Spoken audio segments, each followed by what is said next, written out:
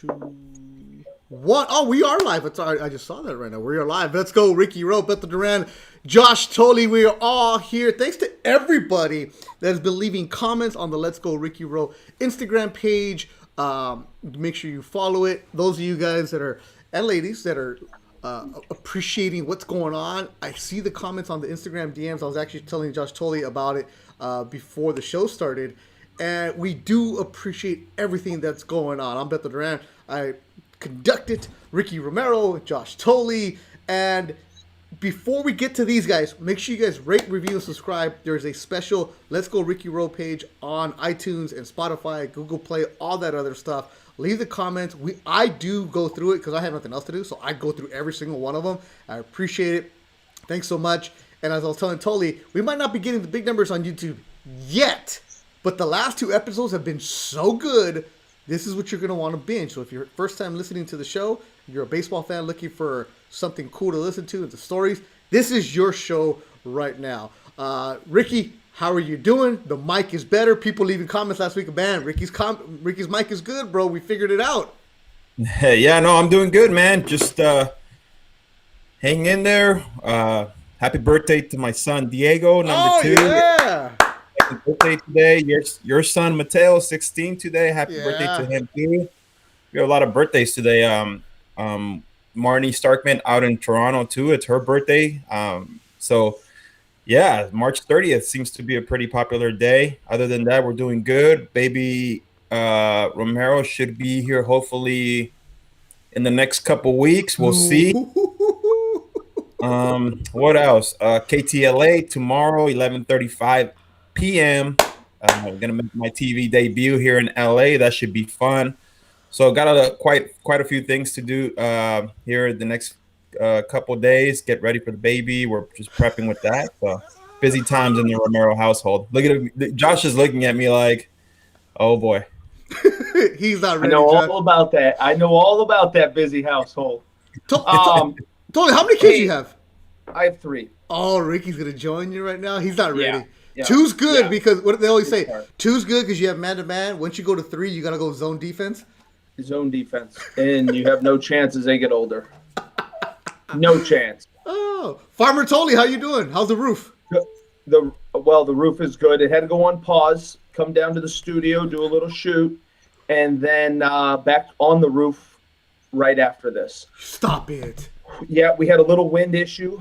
We only have about 2 feet to work with over the top of the roof. So me and my father-in-law are trying to rig something up and figure out how we're going to do this, but we're going to do it.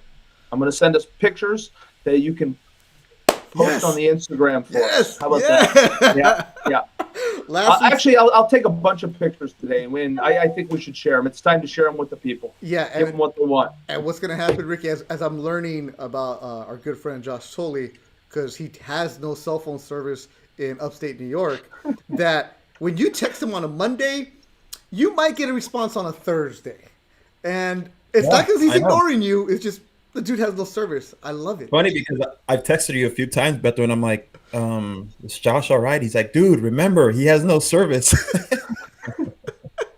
Hey, Josh. It goes out often. This is a quick, funny story about upstate New York. This is how much I knew about it, and this is how sheltered I was being a SoCal boy and just knowing Southern California. When I was drafted by the Toronto Blue Jays, I got sent to Auburn to short season. Yep. And when the driver picked me up from Syracuse Airport, I asked him where Auburn University was at.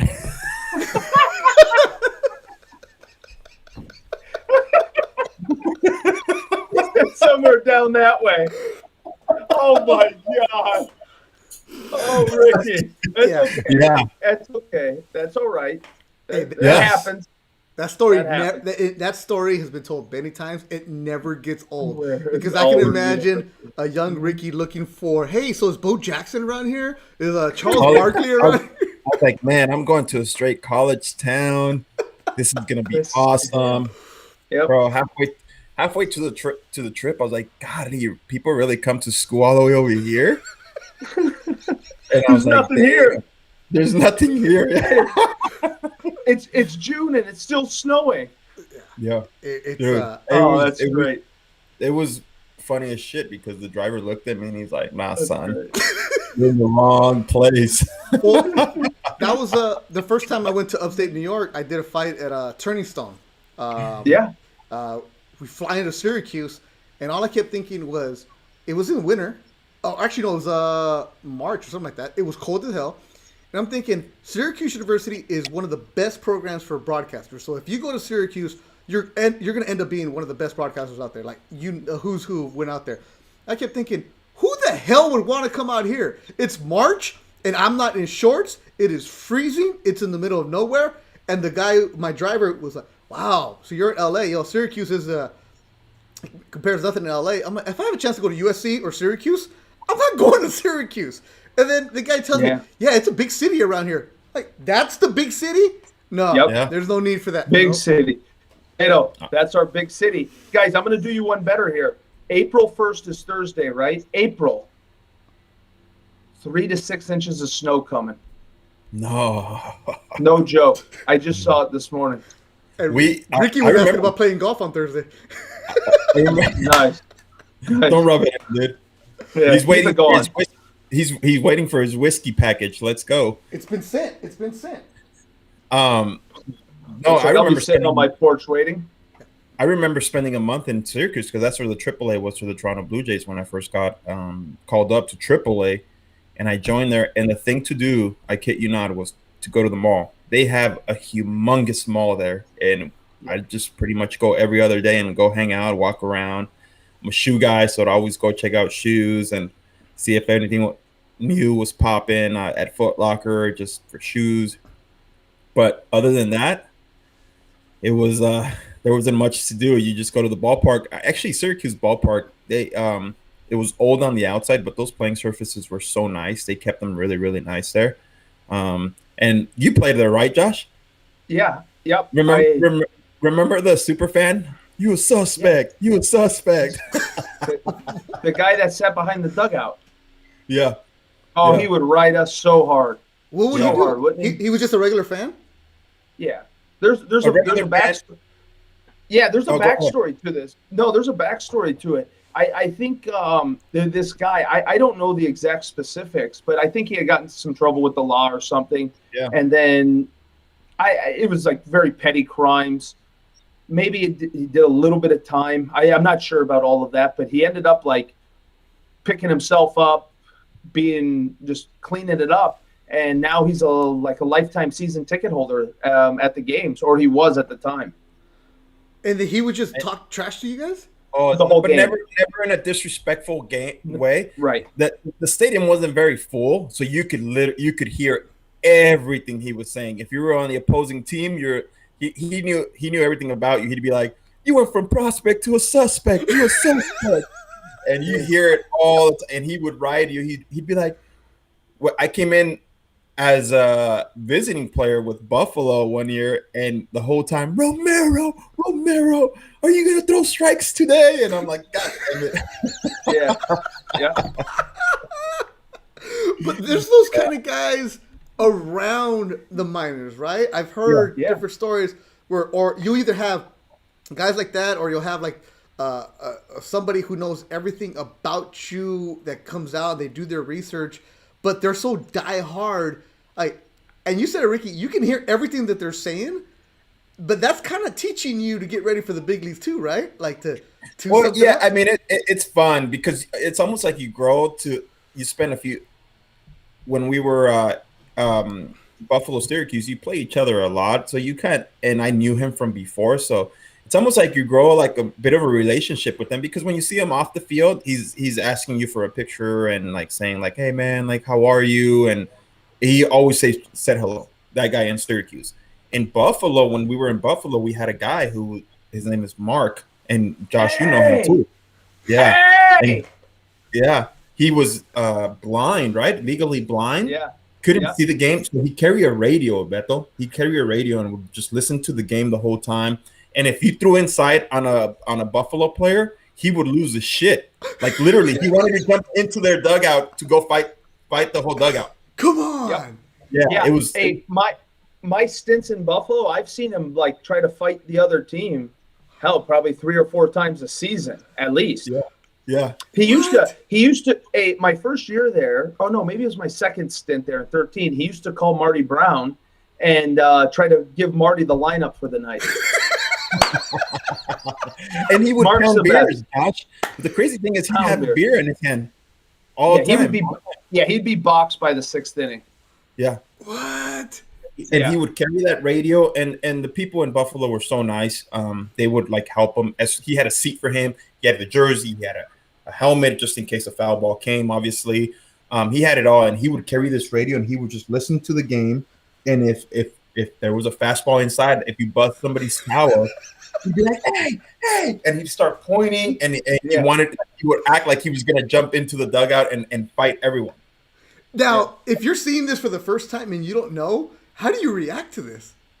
There was always a veteran guy or somebody that would say, "Hey, like, watch out for this guy. It's like just don't take it personal type thing, and you just kind of went about it like that." But it was the other. No, I was just about to say the other team would egg him on. I felt like guys that would come through, he would go around, "Hey, you stink! Hey, you stink!"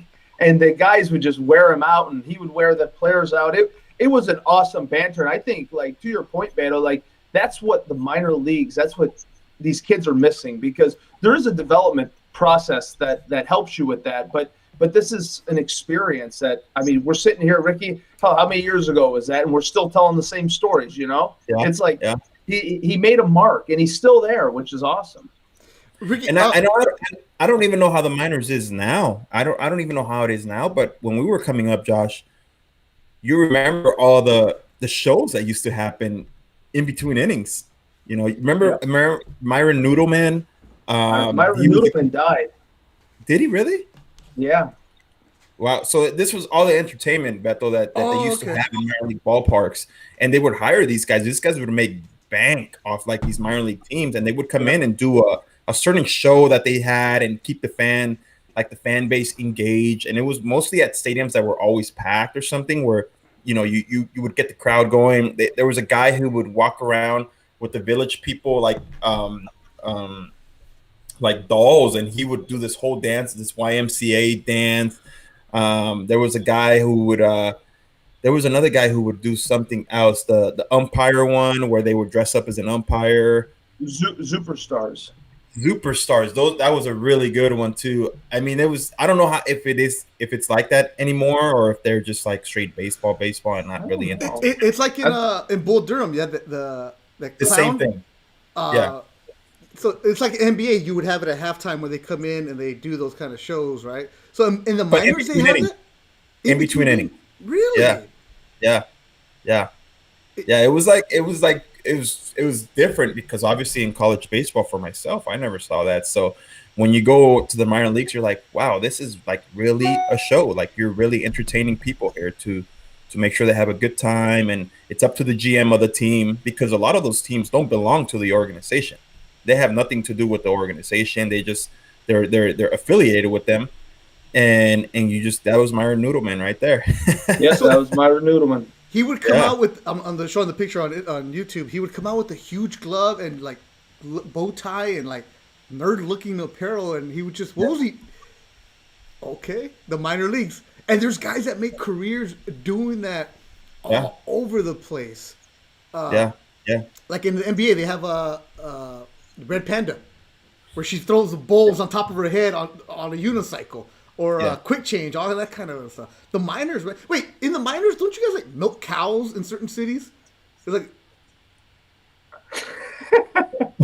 I never played in.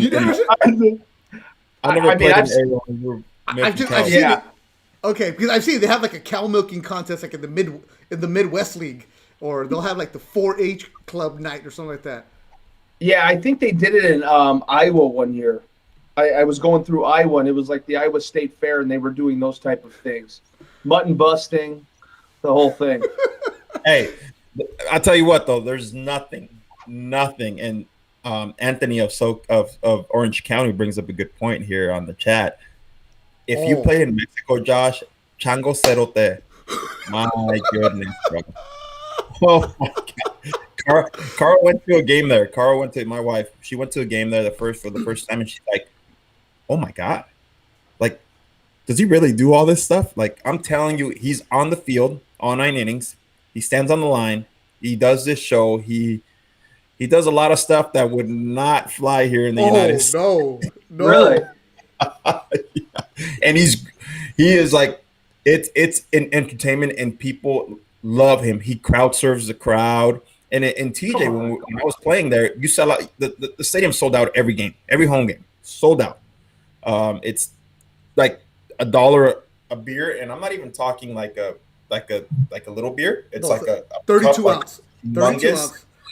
Yeah, and they start like 4 o'clock, 5 o'clock. It's when they start letting people in, and you start drinking, and the game ends. You get 3 hours of music playing, and they call them cubeteros. They're the ones with the buckets, carrying them full of beer, just going around serving people. Dude, it's crazy down there. But Chango Cerote, the mascot there in TJ, crazy. He's crazy. In Tijuana, they have mascots on the field the entire game, and I'm showing the picture right now. He is a monkey, and they also have a bull. And the sexual innuendo from this guy is just wow. There is no family entertainment from this guy. He is dancing provocative, and he's in umpires' faces. And Tole's face right now is like, oh really? My god, yeah. Hey, Josh, when I was there, he got thrown out of a game. Wait, he's on the field yelling at the umpire and the opposing players? Yes. He'll do like funny things to the opposing players. Like if they go like get a foul ball, he'll come and like hump them or something, or like do some like fun. Everyone knows him though. Everyone plays it well. Everyone's like pretty funny about it. Like everyone takes it well. Like, but he just does like weird, like crazy, like stuff that you're just like, wow, this is a straight entertainment here. And like I said, people love him. If he gets a foul ball, he'll throw it out of the stadium. He does a bunch of stuff. My oldest, Sebastian, was scared shitless of him. Like, I would be too. Terrified of him. Oh yeah, and that's the mascot. As Jesse Reynoso, Jess Ray says, I've only been once, and it was the best experience of my best baseball experience of my life.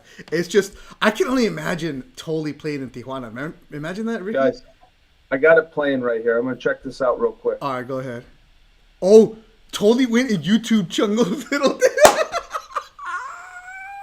Oh, dude, it's awesome, man. It's awesome. Oh. Hey, Mexico was a different experience, man. It was honestly, I was only there for a month and a half, and it was like such a cool, I'm glad I did it experience. Like I was towards the end of my career. Obviously, it on the field, it wasn't going how I wanted it to, but I'm glad I experienced that because I wish I would have played winter ball. Right. I was going to say, Ricky, what do you think the difference between that and winter ball is? I think they say winter ball is 100 times better. So, I mean, I had the winter ball experience, but I like a little bit when you're playing in that environment. I love you feel like you want to go to the ballpark and play every day. That's how I felt in winter ball. And I feel like with that kind of atmosphere and that kind of energy, you would want to do the same thing. And that's why, I mean, you could call independent ball what you want. I mean, some people will knock it, but when I played independent ball, it was one of the coolest experiences of my life. You went there for one reason, to win ball games. And some of the ballparks would fill out, and it was still competitive baseball. It was great. Ball? Where did I play winter ball? Mm-hmm. Venezuela. Oh my! I heard that's crazy. That's crazy. Now that was, other than being in the playoffs in the major leagues, that is the most intense. That's the craziest baseball I've ever been part of. Who'd you play? I heard. Yeah, who did you play? Where? Caracas. Oof. Yeah. Legendary team. Yeah. Yeah. At what point in your career were you there? Were you still a prospect, or are you already a big leaguer? Yeah, I was. I had just spent 1 month in the big leagues, so it was 2009. And they sent you down there to Caracas. Oh, we got to look this up right here. This is what I heard, and I've had a few friends, and obviously you played there, but I've heard that playoffs there, the last thing you want to do is make an error. Like you play with, like, it's nerve-wracking. You do not want to be the guy that messes up. But then again, if you're the hero, you're a legend there forever. I feel like. So yeah, that's definitely how it is. And Ricky, it's not even just the playoffs. I mean, they can't. You go 0 for 8 for over 2 days. There's a shot you're going to get released. Wow. Yeah. Totally, especially as an American. Totally, you went in raked, bro.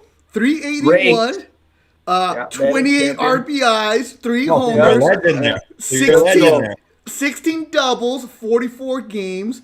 You were there the whole season, raking. Totally. Look at you, mijo. Yep, that's right. Then it was the last time I ever hit. No. I used all my hits in Venezuela. You know why I say that it's nerve-wracking? I heard Edwin Encarnacion talk about it one time. This is a Dominican. He's like, when you play Águilas Licey game, he's like, the loudest, most intense game I've ever played in my life. And he's like, I've been to the playoffs. I've here in the MLB. I've done it all. I've done all that stuff. There's nothing like a playoff game between Licey and whoever the Águilas game out in the Dominican. He's like, it's crazy. Dude, it's insane. I mean, winter ball is an awesome experience. I tell kids all the time. I know Venezuela's kind of out of the question, but I tell kids all the time, younger kids, they say, you get an experience, go to the Dominican, go do it. You'll never regret it. It'll speed up your process of development, I think, personally. It's way better than going to playing in AA around like in the United States. As Ace of SoCal, thanks for watching, Anthony, by the way. Appreciate you joining us. Toli is on the 100 peso bill down there. Toli left an impression. Well, that's kind of how it is. It's a Bolibre there, Anthony of Orange County, but not a peso. But that's okay. They have and let me tell you, 100 Bolibres in Venezuela is like 8 cents. Oh, see, he's downplaying you a little bit. All right, totally. I'm looking at the roster here. There was a bunch of big leaguers on the team that year. Yeah. Who do you play with? Name them. Jordan Brown, Jose Castillo. Wow. These are all big leaguers. Matt Gamel, Chris Jimenez, Marwin Gonzalez, Jesus Gomez, John Jay, Josh Kroger, Jose Lobaton, Carlos Maldonado, Ivan Ochoa, Hernan Perez, Gregorio Pettit, Justin Rugiano, Rusty Real, Josh Toley. All guys who were in the you guys had a squad. We were nasty. Dude, is it true? Is it true, Josh? And this is, I know Josh Kroger through Sergio Santos. I heard he's a legend over there. They call him La Pesadilla. The nightmare. The nightmare. Hey, he is a legend. I mean, I raked, but this guy, he got hits, make diving plays, just did everything. And the fans were going bananas for this guy. Rightfully so. He did it for like 4 or 5 straight years too. Yeah, pitchers you had Gustavo and Julius Chacin. Yeah. Armando Galarraga. What are the names? Franklin Morales. Yep. You had some guys down there. So I'm looking at this. Totally, you're 22 years old in Venezuela, a kid from a small town in Indiana, and you're down there.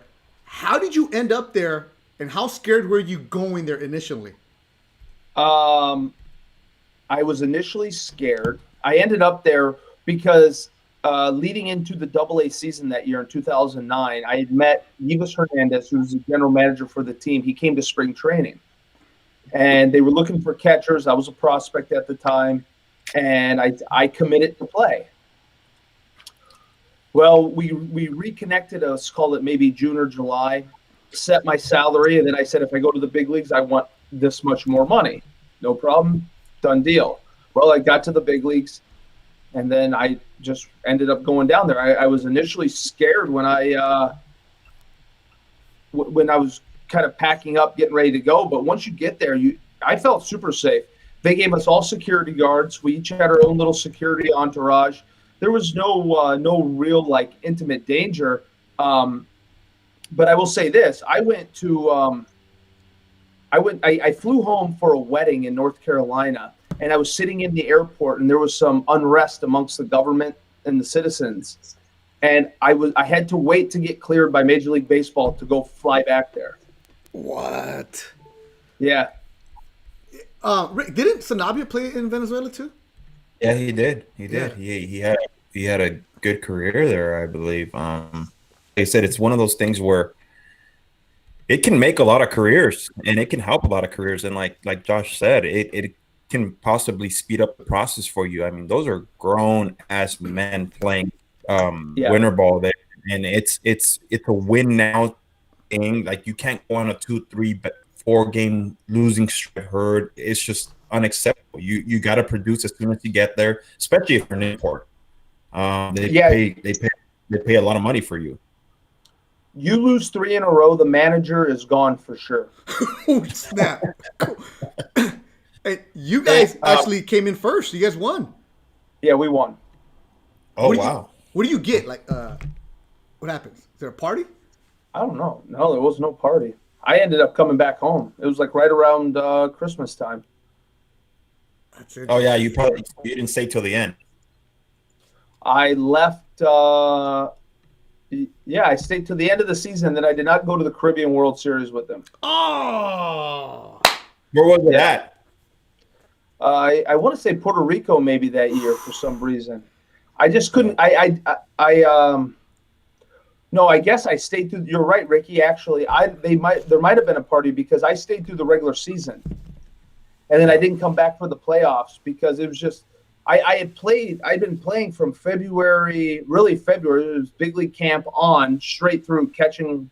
I was only supposed to play once or twice a week when I got to winter ball. Then I started raking, and then I was playing 6 days a week. Yeah, playing every day. Yeah, and then so then you get into a spot where I needed a month to just take a break because I was going to compete for a job in the big leagues. That's actually a good question that what's it called Ruben Polanco brings up. How hard is it for a team in the bigs to let you play winter ball? Like, Ricky, you weren't allowed to, right? Yeah, they technically can't tell you, hey, you can't go play, but they kind of do. Like, for me, I was coming off being a high draft pick at the time, and the last thing they want you fresh for spring training. They don't want you going over there getting hurt. I remember after my rookie year, and this is regret not taking this trip. They invited me. I was part of before they used to do the MLB All-Stars that would go to Japan. I got asked to be part of the team for my rookie year. And it was just more because they need pitchers. It wasn't because I was something special at the time or anything like that. But when you look at the roster, it was like David Ortiz and big names like that would go over there and play in Japan. And I remember they were like, well, you got done with the rookie year. I threw, 160 innings maybe. And they're like, the last thing you would do is go there and get hurt. So I didn't do it. I regret not doing it because it would have been a special thing. But I never really considered it. I mean, at the time in 09, 10, 11, 12, I was throwing close to 200 or something that they were like, no, you're not going over there. And in the middle of a contract, why would I do that? Yeah. Well, it's interesting. Ricky, you're cutting in and out. Why don't you hang up and then reconnect with us so we can get a clean feed from you? Right. Go ahead, Tony. What were you gonna say? No, to Ruben's question, it's interesting now because there's a lot of guys that don't even want to go play winter ball. We're in the era, Ruben, of this we need to do less. Less is more, right? And unfortunately, they're selling that to these young prospect kids, and they're losing out on this opportunity because, well, the less we play, the fresher we're going to be. Yeah, but the more you play, the better player you're going to be. That's how I feel about it. Like, injuries are going to happen. You can get hit walking across the street. Don't tell me it's wear and tear on your body. You're 21, 22 years old. And that's how it used to be treated with us. I mean, the Mets were the driving force behind me playing winter ball, and they said this is going to jump your development big time. And I have to say, I credit Omar Minaya, Tony Bernazar, that group of pushing me to do winter ball. There it is. All right, Ricky is back. Let me get there. Totally. Let me ask you this though: as a catcher, 22-year-old gringo from Indiana, you go down to Venezuela. Everybody's speaking Spanish. You're now the foreigner. How much did it help you understand and appreciate the Latin ball player experience, especially as a catcher, because you got to deal with a bunch of different personalities that are pitchers? Yeah, that was definitely much more of a challenge as far as communicating. Now we had older pitchers on our team that spoke decent English. We could communicate, but I would say there's two major factors that really played a role in this. And I'm going to mention these guys again. And I know there's probably some people think differently of Tony Bernazard, but Tony Bernazard was a guy who was assistant GM for the Mets at the time, and he ran the minor leagues, and he pushed on us from the minute I got drafted up to learn Spanish. I took Spanish classes. They gave us free Spanish classes, just like they do English classes to the Latin players. And I did it because I didn't want that to be a determining factor of not getting to the big leagues. And because I did that, I knew enough words to help me to be able to communicate. And the guys are great. And I know you guys know this, but if there's an effort being put forth of trying to speak Spanish, that's all they want. They'll help navigate what you're trying to say. Yeah. And it's to add to that, Josh, what did when you there's Diego. The birthday boy is here. Happy birthday, Diego. What how much did it help you appreciate the Latin culture? Josh, sorry, I'm a little rattled right now. No, it did. It helped a lot. I mean, that's where I really took on to that. And I must say this, guys, prior to that, in 2007, I went to the old Mets complex in Nigua in the Dominican Republic, and I spent a month there. So I had a little bit of groundwork, '07. I had a little bit of groundwork leading up to it. So it wasn't like this was something completely foreign to me, but you adjust how you eat. I tell you, the biggest thing that I learned is not to complain about somebody's culture, just fit in with their culture.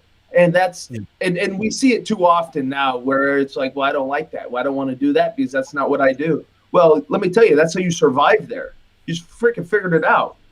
Yeah, and I say that because I feel like, and this is me because I was on both sides of the spectrum. I could speak Spanish perfectly, can hang out with the Latin crew, can be on the other side speaking English perfectly, and a lot of times I was the one saying, hey, like, this is what they want you to do, don't take it too hard, or explaining to the American side, like, hey, like, this is why they do stuff like this. These guys live life, as you know it, Josh. They're the life of a clubhouse. Music is their life.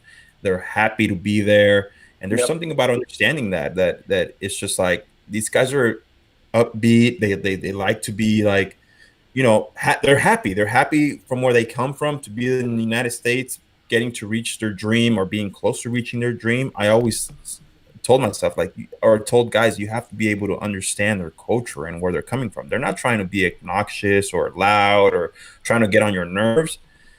But at the same time, to the Latino guys, I was always like, hey, like, listen, this is why sometimes these guys react the way they react, because they, and I always try to be the median guy and help guys out and help them understand. And I think at times I did a pretty good job at it, but there was always a well, yeah, and that is true. And so many guys take it so personal in clubhouses when it comes to, like you said, the loud music is always the kind of the driving factor of the friction between the American guys and the Latin players. Is that what it is? Is the music? Oh, no doubt. It's so, I mean, they boom it.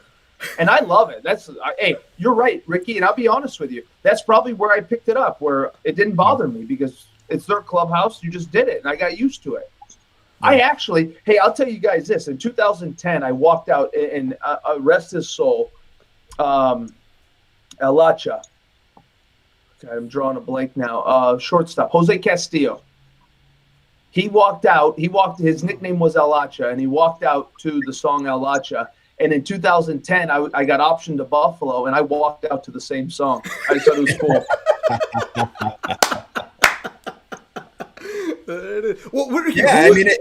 Who was the team? Your buddy that was in the Dominican, where they're having these elaborate celebrations in the clubhouse. You're posting on Instagram. Bonnie. Bonnie. It was all these teams. Vladdy was one of them, and he was in Escogido, and then there was other teams doing it. in other teams. Yeah, I think it turned into like a little competition because I think Licey was doing it in their clubhouse, and yeah, it just turned into who can do the funniest skit almost. Yeah, no, sorry, Ricky, I think you misunderstood me. I said Bonifacio. Oh, Bonnie, yeah, Bonnie, yeah. he was like the ringleader of it. I saw some of those videos. But hey, that right there speaks volumes as to the energy and the fun that they have playing versus just punching the time card. Punch the time card. Like, come on, let's go. Let's enjoy ourselves while we're here. And I think that's why when American guys or English only speaking players go over there, they're like, wow. They come back and they're like more appreciative of like the baseball that's played out there, the passion that they have. And when they come back, they're like, I understand why now. And I understand what it means to them. And it means a lot, to the Latino culture. 35 minutes into the podcast, and we haven't even got into what we wanted to talk about today, because this is the kind of flow that we got where it's organic, it's a real conversation, it's not forced, and that's why the podcast is here for you guys every Tuesday live on YouTube. We see the questions coming in, appreciate that also, and also on iTunes and on Spotify, Google Play, all that other stuff. So if you're listening only, like our good friend Danny Zamora, who's out there working his landscaping business, he's like, I can't watch you guys on YouTube because I'm listening to you while I'm working, putting all these crazy designs. Appreciate you also, but if you want to go back and watch on YouTube, that's also great. And you never know who might pop up, because Thole's in his fancy radio studio. I'm in my fancy garage. Ricky's in one of his mansions with kids running all over the place, all that other stuff. Now, it's end of March. Dodgers and Angels back home in LA for the Freeway Series. It's the end of spring training, and now roster spots are being determined for the last couple spots. You guys have been there before. This week, what's it like in the clubhouse when you know that guy should make the team, but he might not because he's out of options, or he is? Like, the business side. You guys have both been there. What's it like? I'll start with you, Ricky. It's, if you're the bubble guy, if you're the 24th, 25th guy, if you're the last guy fighting for a spot in that bullpen, the rotation's pretty much set usually by now. Although for me, my rookie year, it wasn't set. I was still fighting for that 5th spot. So it was nerve-wracking. It's nerve-wracking because you start seeing, I think we touched on it earlier in a few episodes ago with Josh. You start seeing the luggage bags with name tags on it, but you don't see your name tag on there. And you start wondering, like, okay, like, when is this going to happen? I know I'm the bubble guy. I'm talking this in 09, 10, 11, 12. I was pretty much on the team, so you kind of knew when you got your luggage early, and you're just like, oh, yeah, I get to pack, and I know what I got to do. I know where I got to ship my car to. I know where I got to ship my bags to, all that good stuff. 09, I'm sitting there, and it's like, okay, did I make the team? Did I not make the team? I started off slow, but I've had a good camp ever since I started slow. And then next thing you know, you get called into the office, and I was told that I made the team. But for other guys, it's, Josh would be able to touch on this a little bit about what it's like to be a bubble guy, because I feel like he's been there. He's kind of been in that bubble of either going to the big leagues or going to AAA. I was optioned down in 13. Josh was there for it. I believe, yeah, he was there for it, and I was supposed to be one of the guys in that rotation. So that was tough. I was going through some struggles, and being option, I mean, I never expected it, as far as like, being in the middle of a contract and having been established myself. I was coming off a tough year in 2012, and I just couldn't get going in 13, and everything kind of fell apart there. But, being that guy fighting for a rotation spot it's tough, because you don't know where to ship your stuff to. Usually they have these big trucks in spring training. Obviously, the Toronto Blue Jays won't have that luxury now because they got to play in Florida to start off the season. But they would have these trucks, and you put your luggage in there, and they're like, okay, or all your belongings, and they just ship them to you straight to the clubhouse in Toronto. I couldn't do that in 09 because I was sitting there waiting, like, okay, what's going to happen? And next thing you know, like a day before or 2 days before we're going to break camp, I got told that I made the team. Yeah, and I think you nailed it, Ricky. The one thing that I learned at a young age was never to play general manager. If you think you're going to try to figure out the roster, you're wrong. They're going to do the opposite. there was a couple times in my career I had an inkling as to what was going on. For example, 2010, Terry Collins laid it out for me. He said, here's the deal, JT. Here's what's going to happen. Here's what needs to happen for you to make this team. Now, my other few years in Toronto, 13 and 15, were both kind of different. I mean, I got traded. I signed a major league contract. I did have 2 minor league options left, and it really came down to if JP could catch RA, and they felt confident. They felt confident with it, but they didn't make that decision until really late in camp, because I was on a major league deal, so they were paying me regardless of where I was, so they could keep me in camp for the whole time. And then in 15, Eric Kratz was the guy that they wanted to replace me with, and that came down to a freaking catch-off on the backfield. R.A. Dickey, 8 innings, 4 innings for Kratz. He left to go to his sister's wedding. I came in, caught the next 4 innings, and I just said, well, I guess what is it? Whoever catches more pitches, or what's the story? But anyhow, wait, no, hold on. You can't just say anyhow about this.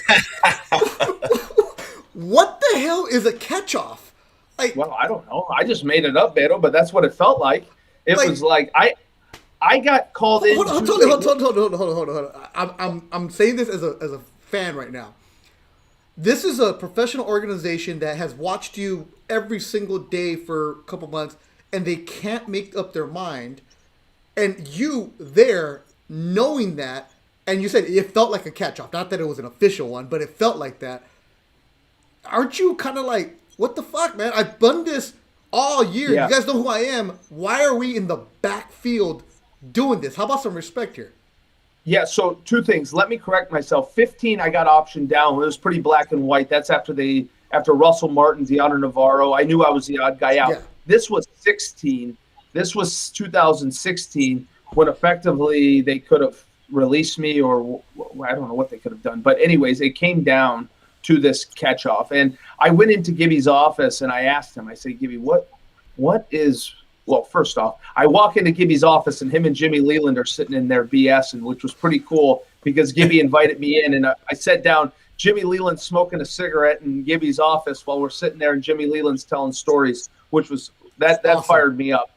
But then I just asked Gibby, I said, Gibby, what's the deal? I mean, it's 2 days, and it's different, Ricky. I'd say the same thing. Like, when you have a family – and they're traveling with you, you don't know where to send them. Nobody knows what to do. So I asked them, I said, hey, my wife and the kids want to come up and to wherever I am, but I need some guidance here. It was 2 days left in camp. He said, all right, well, tomorrow you're going to catch RA on the backfield, and you and Kratzy are. I said, okay, what does that mean? He said, well, I guess it's going to be the Great American Catch-Off. Kratzy for 4 innings.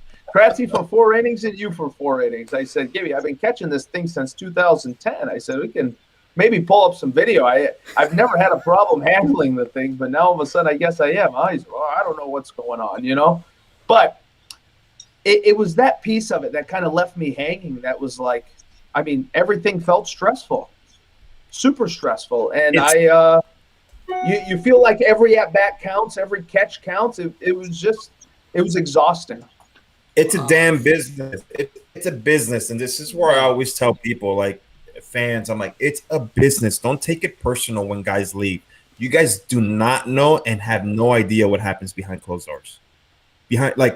Let's say Joshua had been there with the Toronto Blue Jays at the time for 8-9 years, and he was a fan favorite. He was doing great, yada, yada, yada. And then he decides to leave.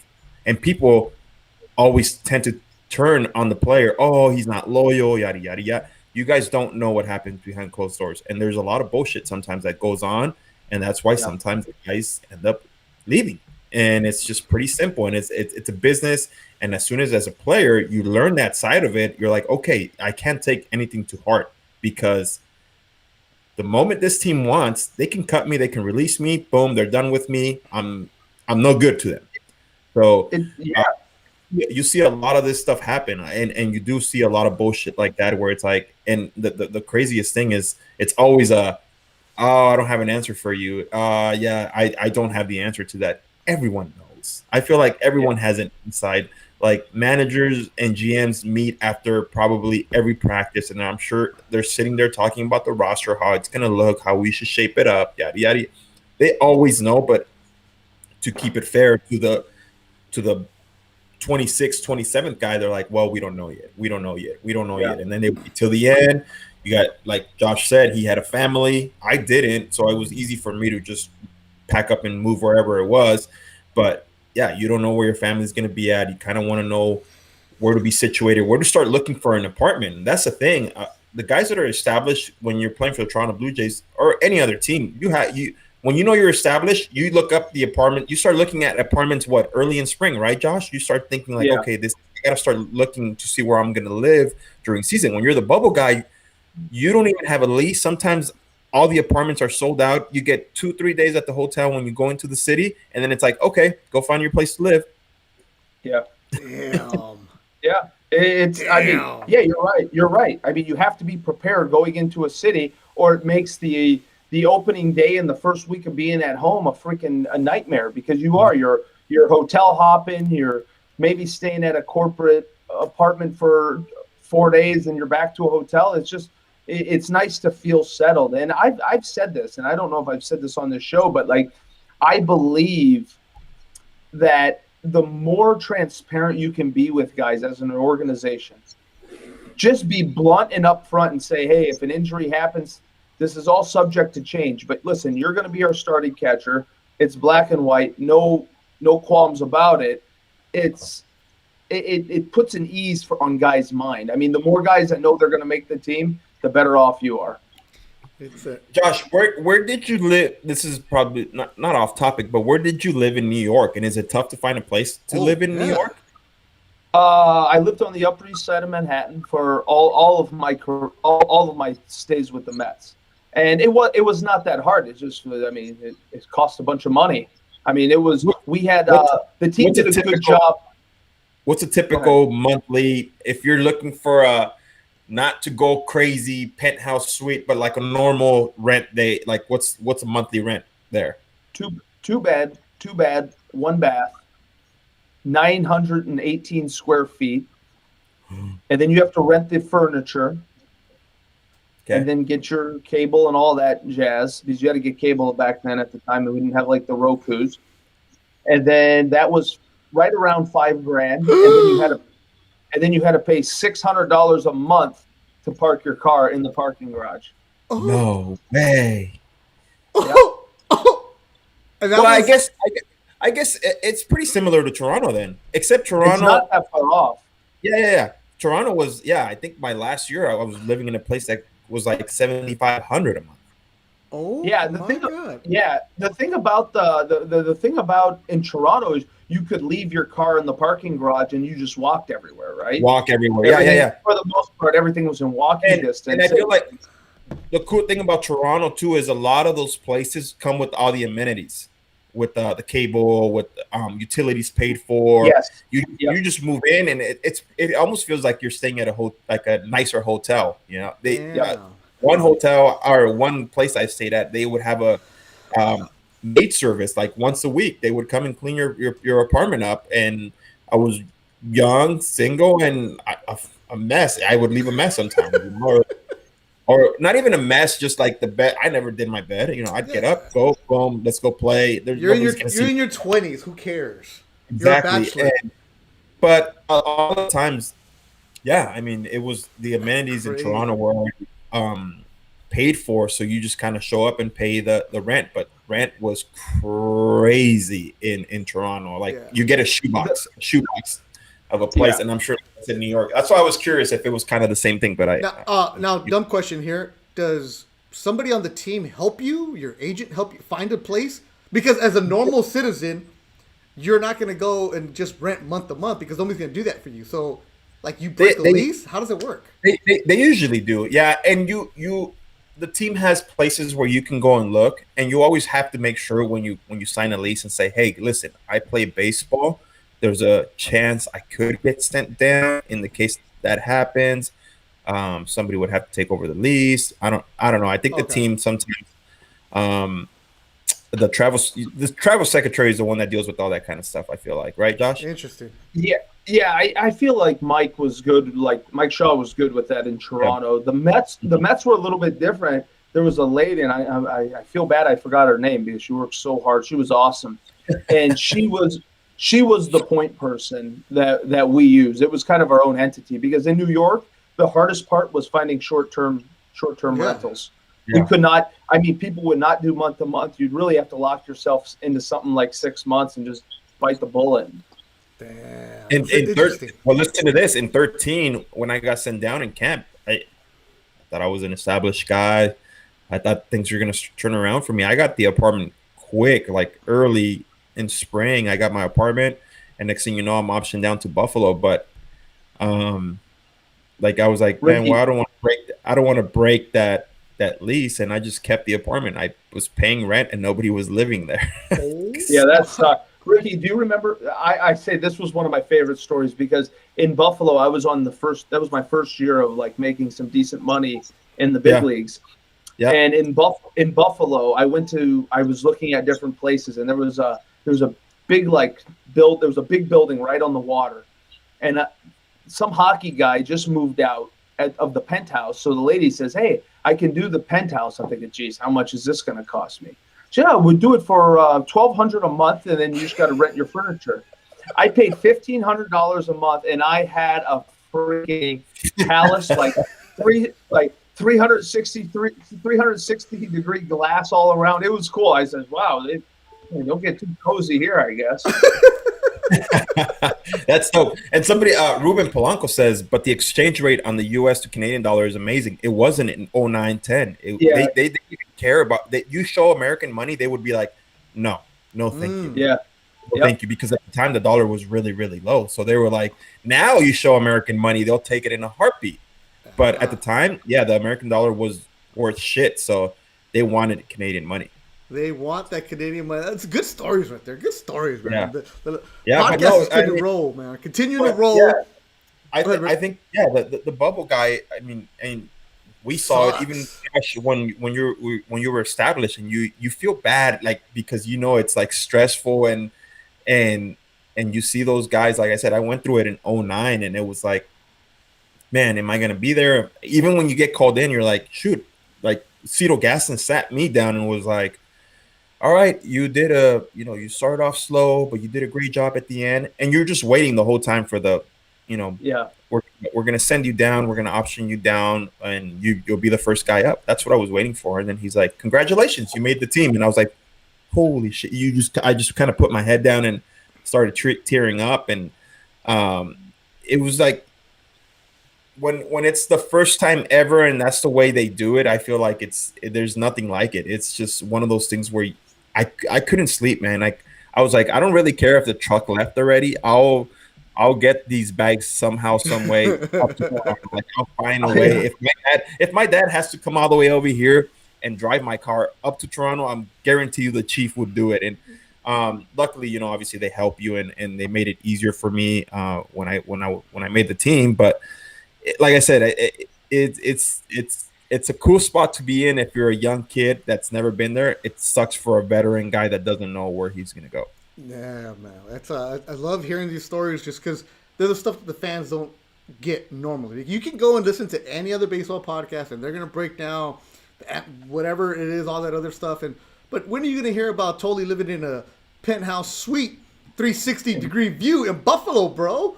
And then right. Hey, and he said it's funny because when he was the one that got optioned down and he was in the middle of a contract making good money, and this is when I got sent down, he was like, "Well, my job is done here. You're the highest breadwinner, so it's on you to make sure I spread the nice and everything else is good. Drinks are on you." And again, that team in Buffalo, we had some good stories. We had some great times, and I think we made it fun for everyone that came up through that team. Again, it was a team full of veterans with some young prospects, and I think the organization at the time did a good job of making sure that, hey, we know these guys are going to take care of business on the field and make sure they take care of these guys off the field. And I think we left a lasting impression for sure to the Pilars, to the Ryan Goins, to the Aaron Sanchez of the world. All those guys, were pretty cool. The guys that came up and that you're seeing now in the big leagues be successful. Yeah, Real cool. Always good going down memory lane and hearing those kind of stories. Now it's 2021. This is a baseball podcast, and we're going to give you some baseball talk here of current stuff that's going on. Got the 2021 World Series odds. Now we're not going to go and do like the breakdown. Who's going to win the NL Central? Because I don't even know who's in the NL Central anymore. Like or the West, whatever it is. But we got a guy on the West Coast, got a guy on the East Coast, guys that know what's going on. World Series odds. Thole, I'm going to ask you this. This is according to Vegas Insider. There are 5 teams that are, you could say, would be the favorites. Can you guess them? 5 teams that would be the favorites. Okay. Yeah. The best odds. Dodgers? Yeah, Dodgers in. Let's say, I'm going to say Mets. The Mets are, they're there. Wow. Padres. Padres are there. That's 3. I'm going to say the Yankees. I'm going to say the Yankees 4. Even though I have a different opinion. I'm going to let's see, boy. It's either got to be the Cardinals or the White Sox. The White Sox totally got them. All right. Totally got them. All right. So according to Vegas Insider, Dodgers are your favorite at 7-2. Then the Yankees, then the White Sox, then the Padres and the Braves, and Mets are tied at 10-1 odds. So those 5 teams are what Vegas considers. The Padres, Rick. I mean, how about us now? I know our friend Anthony from Southern California loves to go to SeaWorld and check out his Padres and Tatis jersey. But wow, what a turnaround for them, right? It's crazy. Yeah, I mean, they added some good pieces, and you get Snell, you get Darvish. They add to that rotation. It's gonna be, the West is gonna be really, really fun between those two. It's gonna be a battle. Obviously a team to look out for. Obviously the Mets too. They're gonna be legit. They have the best pitcher in baseball in my eyes. You know, Jacob deGrom. He has proven it year in and year out.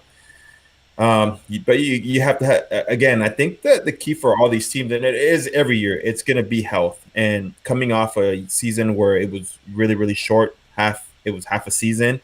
I think depth is going to be key. The Dodgers have that. We saw yesterday. They have David Price in the bullpen, Gonsolin in the bullpen. All those guys can be starters on any other team. So depth, I think this year is going to be key, for the simple fact that it was a short season last year. It's going to be really fun. I'm excited, but I think once that half point hits, I think that's where you're going to see what team hits their stride and takes it from there. Totally. Well, you don't like the Yankees? No, I like the Yankees. I mean, as far as favorites like that. Yeah, I mean, they're probably going to win the East. I think they're going to win the East is what makes them the favorite. I don't know that the Blue Jays pitching, there's enough depth with the Blue Jays pitching to overcome that. And I don't think there's anybody else in the East that can compete. So I do not doubt that. I just don't, I think this could be an early exit for them again in the postseason. The injury bug got them. You're looking at a situation. Clark Schmidt got hurt again, who's a prospect, but he's somebody I'm certain they were going to lean on. They don't go out and re-sign Tanaka. There's a lot of they don't re-sign Paxton. I mean, I just think with the Yankees it becomes. Hey, if they score 10 a night, I don't think we're even having this conversation. Yeah. I do not disagree with Ricky whatsoever. I think the injury piece with the shortened season leading into 162 is something to keep an eye on. But I am intrigued to see how teams are going to handle this starting rotations, innings limits. You're going to see it's going to bother you. If anybody plays fantasy baseball, you are going to be so chapped for the first 2 months when guys are not getting out of the third or fourth inning because they're babying these guys. And just watch. I believe it's going to happen. Yeah, and I think obviously, to me, the team to look out for in the American League is the Chicago White Sox. They've added pieces here and there, and they had a big player get hurt last week, I believe. Eloy Jimenez just got hurt. He's out for the season. So that kind of hurts them a little bit, but they're obviously the team that everyone's hyping up. I still like the Blue Jays being young. They got a little bit of taste of it last year, but I think it's gonna come down to experience with them and depth, like Josh said. In the National League, I mean, how can you bet against the Dodgers winning the National League? You can't. You have David Price in the bullpen. It's an expensive reliever. Dodger fans are expecting them to go 160-2 and then sweep everybody in the playoffs, which, I mean, they could get going. That's interesting. Now, who do you guys think are the bottom 3 teams? Actually, no, the bottom 2 teams. Baltimore. The worst odds. Give me Pittsburgh 2. and Baltimore. Pittsburgh and Baltimore. Ricky? Baltimore and who? Pittsburgh. It's actually the Rangers and Pittsburgh. The Rangers have the worst odds at 200-1 to win the World Series. Baltimore is not on there? Baltimore is 100-1. The Rangers 150-1. So the worst odds to win the World Series, according to Vegas Insider, the Rangers at 150 and Pittsburgh. So right now, Josh, let me ask you this: what's a team that nobody's talking about that you think can make a run? I think. I watch out for the Cardinals. I don't know if people are talking about them. I know around here nobody talks about them. 22-1. Do not sleep on that team. Nolan Arenado is a game changer. Paul Goldschmidt's a game changer. They have enough pitching. I think they'll be okay. And I mean, unless Milwaukee finds a spark, I think Milwaukee could be the other team coming out of the Central. How could I forget the Atlanta Braves too? I mean, you can't forget about that team. That team is nasty. Hey, is that kid coming back, Soraka? Yes. Yeah. Okay. But not at the beginning of the year though. But I mean, the Braves, I feel like they've been on the cusp, and they just can't get. I mean, they can't get over the Dodgers, obviously. Right. So let me give you guys a couple of the numbers. The Blue Jays are 22-1, A's 25-1, along with Tampa. Red Sox 50-1. It's like, what have you done for me? Anthony's Angels 40-1. The Brewers are 50-1, and the Giants 80-1. So yeah, the bottom tier would be Baltimore, Colorado, Detroit, Kansas City, Seattle, all at 100. I like Josh's with the Cardinals. I feel like not very many teams, or not very many people are talking about them, but they did add one of the best third baseman in the game, or if not top 2 with Matt Chapman there. But I mean, you still have Yadier Molina behind the plate too, man. He's a heck of a leader, and he can still do it. And Adam Wainwright, those guys matter, and there's a reason why they brought them. They matter to that house. They matter to that team. Adam Wainwright might not be the 97, 98 guy, but those veteran guys matter. And I think there's a reason why they brought him back, and there's a reason why I think too the St. Louis Cardinals are probably going to be there at the end, fighting for that. I do too. Playoff spot, or being in that playoff. And as the season progresses, we're going to talk to downtown Marty Brown, who lives in Missouri, so we can get his update on the Cardinals and what's going on with them. Now, that's Major League Baseball. Ricky, last week we had a big game in Southern California. The debut of one Sebastian Romero. young Seabass, who is a foot taller than everybody else, is mashing, but he forgot something, Rick. He forgot to run to first base. He's going to be a pitcher, Ricky. Sorry.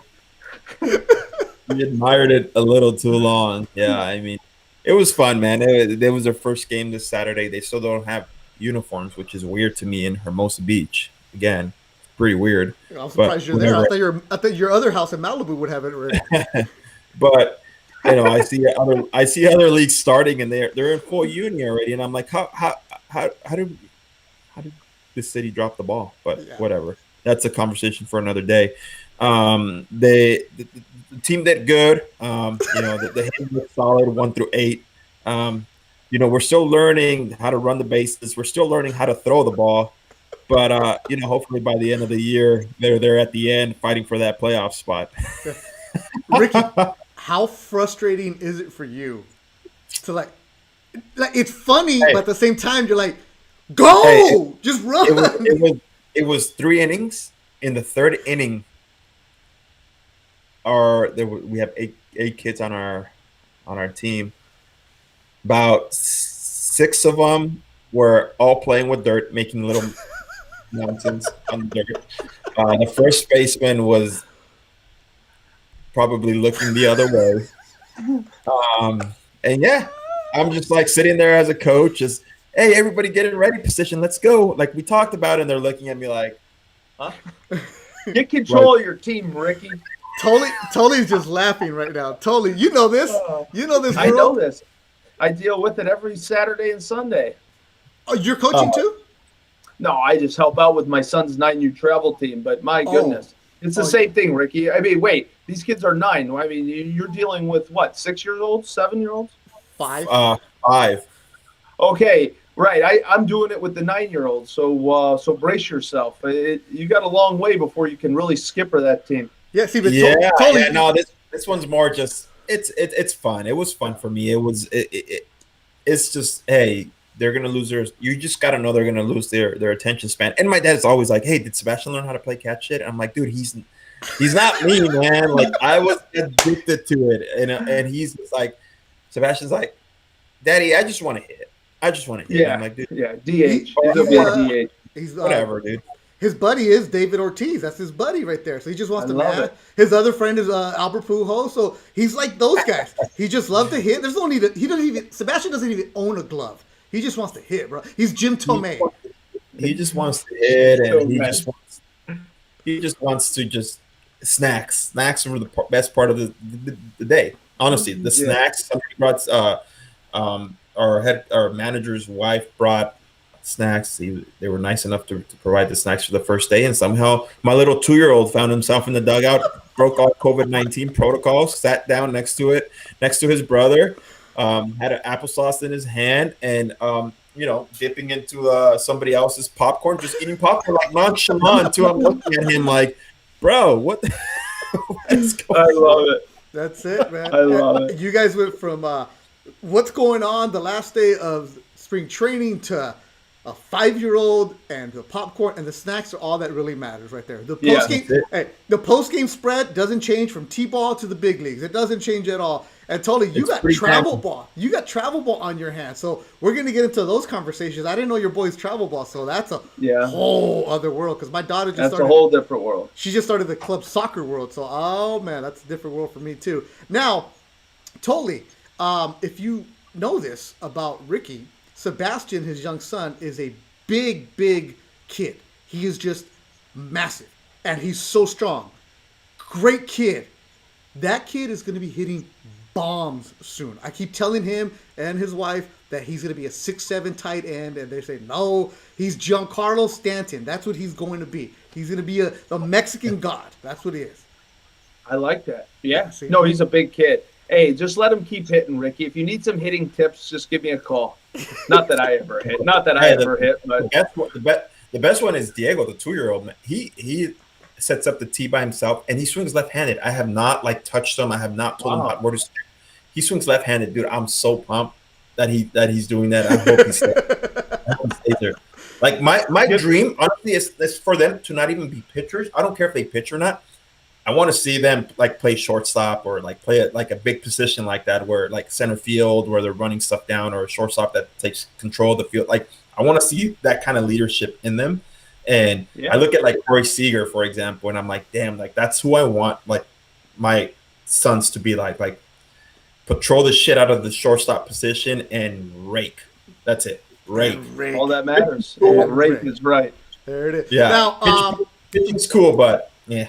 I want to see them play every day. As somebody in the Scott Boras office once told me, when you play every day, we can get you more money. And he knows who he is. He's watching us right now. Don't even act like you don't know. Oh, you know who he is, Rick, our spy. True. Yeah. It's true. He said, just play every day. We'll get you money. That's why. Anyways, we'll talk about another story about other days. Now, final thing on the Instagram. If you guys saw it today, let's go Ricky Roll. You saw that we have a graphic.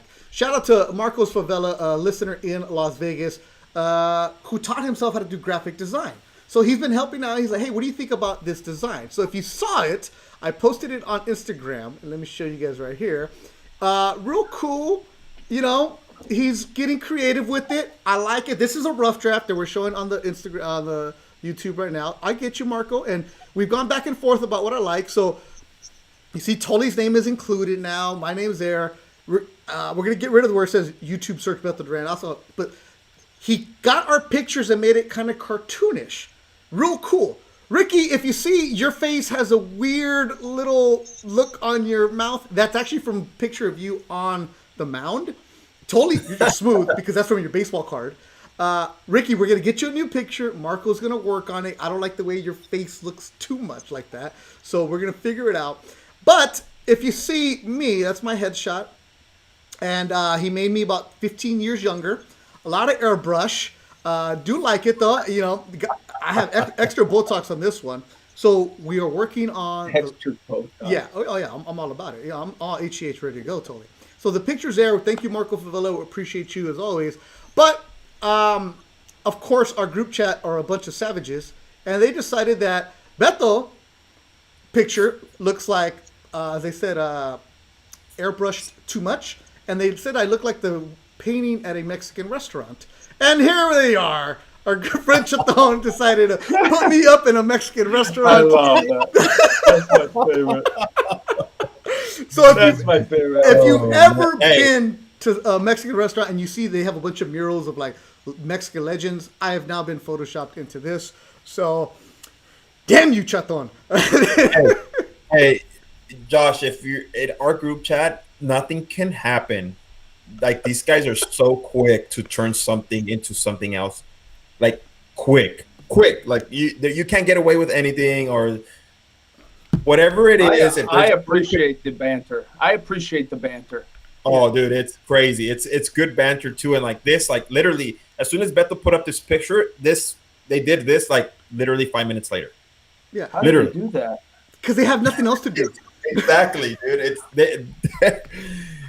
Anthony of Orange County is really good at doing stuff like that. But here's like, the thing. really... I purposely put it on the Instagram story so it wouldn't get that many views because I don't want to put it on the feed because I'm not too happy with the picture. These fools found it within 20 seconds, and here you go. I am now on a Mexican restaurant wall being immortalized forever. So we are doing that. We are doing that, man. But I know you guys got to get going. I got to go get my second vaccine. So there will be no promo today. But it is on iTunes and on Spotify. And one more time, Ricky, whose birthday was it in Toronto? Marnie Starkman. There you go. My girl. Yeah. Toronto legend. Yeah, Josh knows who she is. She is a legend. And today's her birthday, and wish her the best. Hope she has a great day. Same with Mateo Duran, 16 years old. He's a man now. Driving. Yeah. You know, I made him take a picture this morning. I'm like, look, you got to take the damn picture, bro. So I sent it to the family. How long have I known you already, Beto? For about what? Almost 10 years. 10 years. So I met him when he was like 6-7 years old, dude. Yeah. This kid is like almost as tall, maybe taller than me already. Yeah, he's 6 foot. He trash talking with Ricky. A good kid, real good kid. I won't good kid. And Diego, 2 years old, on his way to 16 here within the next month or so. He already talking back. Like, one reason every time I say don't do that, he goes like, and I'm like, where did you learn this at? Or he'll try to grab whatever he sees in his sight and he'll try to throw it at you. He's saying no to me. No. I'm like, hey, dude, happy birthday. And he goes, no. So, all right. Then no happy birthdays for you. Tony, what do you got going on this week? What's the update on the farm? No, I mean, hey, after I hang this up, I'll be right back on the roof, boys. Let's go. And then I'll be plowing snow on Thursday. This week, honestly, tomorrow should be fun. Like I said, I 11:35 for my SoCal people, for my LA people, if they want to check me out on the news or after the news. 11:35. Wait. I thought it was April 1st. Oh, Thursday. My bad. I'm jumping a day ahead. Yeah. Thursday. Wow. My guy's fired up. He's ready to go. Yeah, man. I got my suit ready. I got my tie ready. I got my shirt ready. I'm ready to roll. The only thing it's going to be a long night. I'm usually in bed by like 9 o'clock, so hopefully I'm not half asleep at 11:35 p.m. As we know, opening day is on Thursday. Next week's episode should be pretty fun. We'll get to dig into a little bit of that about our opening day stories. Yeah. It's always there's no feeling like it. Obviously, we're in different times right now where it's not sold out stadium, so that should be a little different. Yeah. But the fact that we get baseball back for the next, I don't know what, 8 months, it's gonna be fun, and it should be fun getting to dig into that kind of stuff with you guys. So I'm looking forward to the start of the year, and it should be cool. All right, so that's it. Thole, any last words? Hey, I'm gonna stay awake to watch Ricky on the TV. Okay. Friday. Okay. Dude, you'd probably be having a cup of coffee by 3 in the morning. Wait, it's 3 in the morning on a Thursday? You're 2:45. Don't you have Might to be getting home from frat night about then. Nah, Thole, you got to go like milk the cows or something on your farm. The only thing, not on Friday mornings. Friday mornings are my mornings. The only thing that I'm not worried about, but we're getting close. We might not make it to 40 weeks with Cara, my wife, and our baby that's due. I'm worried that when I'm doing this show, because things tend to happen every time you happen to leave the house for a little bit. Josh, you know this. Something always happens when you leave for an hour, 2 hours, whether it's like the water won't stop running. Hey, something happened. The drainage, something dumb happens. Well, this is obviously not dumb, but I'm worried that in the middle of the show, like she might say, hey, I need you home. Well, honey, I can't leave, but I'll see you there. Just hold it in for an hour, whatever it is. Oh man, I'm a little worried, man. I am a little. Totally. If we start a pool on when the baby's gonna be born, do you want in? Yeah, of course I'm in. Anything to do with 100%. Totally. I'm gonna start a Masters pool. You want in? I want in. Okay, totally. I'm gonna start. When does Ace of SoCal propose? You want in? Yeah, man. Oh, he definitely fits in the group chat then. Totally. If you had March Madness has been crazy in our group chat, and Beto kicked out Ace out of the betting because we were like all pitch in like certain money, and then Ace was started going against us, and Beto kicked them out of the betting. So Ace is going against us in every bet, and it's pretty funny. Our hedge fund is. Yeah. By the way, we golfed yesterday. Yes, Razo did pave me after me beating him on the Valdez-Berchet fight. He's the one that taunted me. I did not want to. I already had set my bet online. He's the one that texted me talking shit, saying, "Hey, I'll take Berchet. You want Valdez for 100?" I said, "I got to roll with my gallo." Oscar ended up beating him. He finally paid me yesterday. He paid his debt. I'm sure I'll be seeing him in the near future again for another bet. I'm sure he wants his 100 back, so we'll see. And yeah, he did pay me though. Yeah, Thole is learning about all these characters in our world, and he is fascinated by them. Yeah, because I'm stunned. If Thole had cell phone service, he would be in the group chat. Because I do. I have enough. You can throw me in the group chat. No, and, you're not ready. Yeah, you can. I'm ready. Are you kidding me? No, I'm telling you, you'll wake up to like 150 messages, literally. Yeah, because we're off hours. But then I get to text you guys at like 2 in the morning your time when I'm up having coffee. No, so Nabia's in Florida, and he's like sends his messages at 6 in the morning. So it's on WhatsApp. You got to have WhatsApp because you played in Venezuela. Yeah, I did actually. Yeah, it's, I don't know. WhatsApp. Yeah, WhatsApp. Yeah. Dude, are we gonna include Thole in the group chat? If that's the case, just wait. Let me earn my keeps. No, let me earn my keep for a while. It's all right, man. You're awesome. I'm just wondering because your wife is gonna say, "What the f is going on? Why are you laughing all this? Like, what are you doing? Yeah, like, who are these people?" Cara's always like, "Why?" She's like, "Oh my god, it's your group chat again, huh? You guys are idiots." And then it just goes all night. I know. I know. All night, we just talk about the most random things. After 3 kids. Things. After 3 kids, Ricky, you may be out of the group chat. Well, I'll just take what I do. As soon as I go to bed, I shut off my phone. Like it goes on airplane mode. As soon as that happens, so I wake up sometimes to like 40 messages, and you're trying to catch up, or sometimes you just scroll all the way down and you say, F the conversation. I really don't care what they talk about. Yeah, you guys suck. Wait, you know what? Totally isn't gonna understand because in What's Up you can send like these memes and different gifs and all this other stuff. Some of the pictures there are like right there, that little Mexican picture of me is now gonna be part of the group chat. It's gonna be sent back and forth. I think we gotta give Totally like a week like trial run, see if he wants to hang out with us. Yeah, that's fine. I love a good group chat. Oh man, we'll do it. So next week we'll update you on opening day, Ricky's TV debut, find out how much makeup he got put on at Channel 5. What's going on with that? Update on Tolley's farm. See how much snow he's shoveling and all that other good stuff. So make sure you guys rate, review, subscribe. Another good episode. Appreciate you, Josh Tolley. Go back to no service anywhere. We will add you on the group chat. We'll talk to you in 3 days, maybe. Ricky, hopefully your wife doesn't have a baby this week. And well, hopefully we do. We got to get to set up the baby pool, though. So we got to get that going ASAP. I don't know if it's going to be you or Marco. Marco's the one that usually handles the money. So, yeah, let's do it. I'm sure Razo's in on that too. We might end up with like 10 people in this baby pool. So he says he owes you $5, but he's not paying you because you cheat in golf. You putt, and then you give yourself your 5-foot putt and automatically call it a bogey. it's automatic, bro. I believe Razo. So if you're gonna golf with Beto, make sure he putts out. All right, Josh. 5 feet. Hey, 5 feet. Oh, no. Give me 5 feet's a gimme there. Totally. It's automatic. I don't like making these people feel bad. Like I'm like a month away from when Ricky goes on maternity leave, I'm gonna be better than him in golf, guaranteed. Those 2 months of him not playing, own him. All right, guys, we'll see you next week. I'm Adios, Tony. Two on the course. Good job, boys. Adios, mijo. Bye. Thanks, everybody.